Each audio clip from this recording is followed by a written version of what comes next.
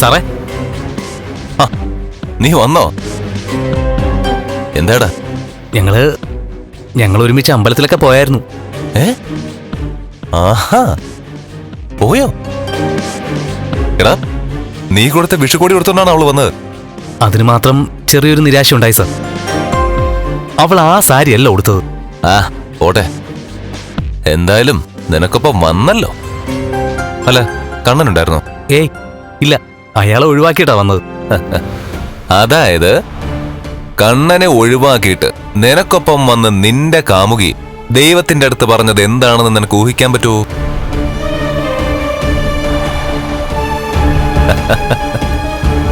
എടാ മണ്ട, അവള് ദൈവത്തോട് പറഞ്ഞത് കണ്ണനെ ഒഴിവാക്കിയിട്ട് എത്രയും പെട്ടെന്ന് നിന്നെ തരണമെന്നായിരിക്കും. എന്ന് വെച്ച അവളുടെ മനസ്സിലെ ഇപ്പോഴത്തെ കണ്ണിലുണ്ണി നീയാ. അങ്ങനെ എനിക്കും തോന്നി തുടങ്ങിയിട്ടുണ്ട്. പിന്നെ ഇന്ന് നീ കൊടുത്ത സാരി അവൾ ഉടുക്കാതിരുന്നത് എന്തുകൊണ്ടാണെന്ന് നിനക്കറിയൂ? എടാ, അങ്ങനെ അന്യപുരുഷൻ കൊടുത്ത സാരി വിഷുവിന്റെ അന്ന് അവൾ ഉടുത്താല് എടാ കണ്ണൻ അവളെ സംശയിക്കത്തില്ലയോ? അതുകൊണ്ടാ അവള് നിന്നെ ഒന്ന് നിരാശപ്പെടുത്തിയത്. എന്നാലും കണ്ണനെ ഒഴിവാക്കിയിട്ട് അവൾ ഈ വിഷുവിന് നിനക്കൊപ്പം വന്നെങ്കിൽ എടാ അടുത്ത വിഷുവിന് നിനക്കൊപ്പം അവളും കാണൂടാ. എടാ എന്റെ നാക്കേ കരുനാക്ക, എടാ ഇത് പിഴക്കില്ല. പിന്നൊരു കാര്യം, എന്റെ കരണത്ത് ആദ്യമായി തല്ലിയ പെണ്ണാണ് മഹാലക്ഷ്മി. അതുകൊണ്ട് അവൾക്കതിന്റെ ശിക്ഷ കിട്ടണം. ഇപ്പൊ ഒരു കുഞ്ഞിനെ വേണോന്ന് അവൾ ഒരുപാട് ആഗ്രഹിക്കുന്നുണ്ട്. അവളുടെ ആഗ്രഹം നടന്നു കഴിഞ്ഞാ പിന്നെ ഒന്നും ആലോചിക്കരുത്, അവളെ അവളുടെ പാട്ടിനെ വിട്ടേക്കണം. പോട്ടെ, അവള് ജനിക്കുന്ന കുഞ്ഞുമായിട്ട് എവിടെയെങ്കിലും തെണ്ടി തിരിയട്ടെ. ഇല്ലടോ, അവളെപ്പോലൊരു പെണ്ണിനെ സ്വന്തമാക്കാൻ കഴിഞ്ഞാൽ അവളെ ഞാൻ വിട്ട് കളയില്ല. താനെന്നല്ല, തന്റെ അപ്പൻ പറഞ്ഞാലും ശരി.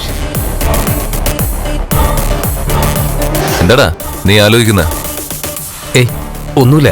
ഓ, അതിന്റെ ഇടയിൽ അവളുടെ മുഖം ആലോചിച്ചതാ. അതിങ്ങനെ കൊത്തി വലിക്കുന്നുണ്ടല്ലേ? മനസ്സിലായി മനസ്സിലായി.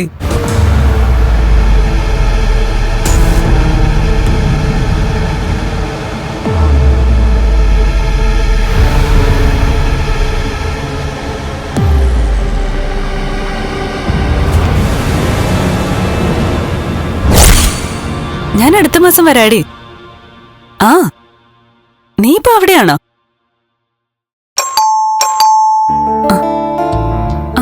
ശരിയടി, ആരോ വന്നു തോന്നുന്നു.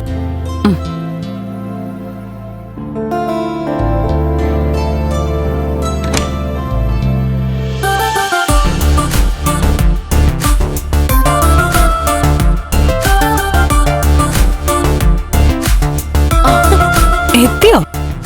കുഴപ്പമൊന്നുമില്ലല്ലോ എടുത്തി? ദൈവം സഹായിച്ച കുഴപ്പമൊന്നുമില്ല. ആശ്വാസമായി മോളെ. മോള് വീണെന്നറിഞ്ഞപ്പോഴേ നെഞ്ചിനകത്ത് തീയുമായിട്ടാ ഞങ്ങളൊക്കെ ഇവിടെ ഇരുന്നത്.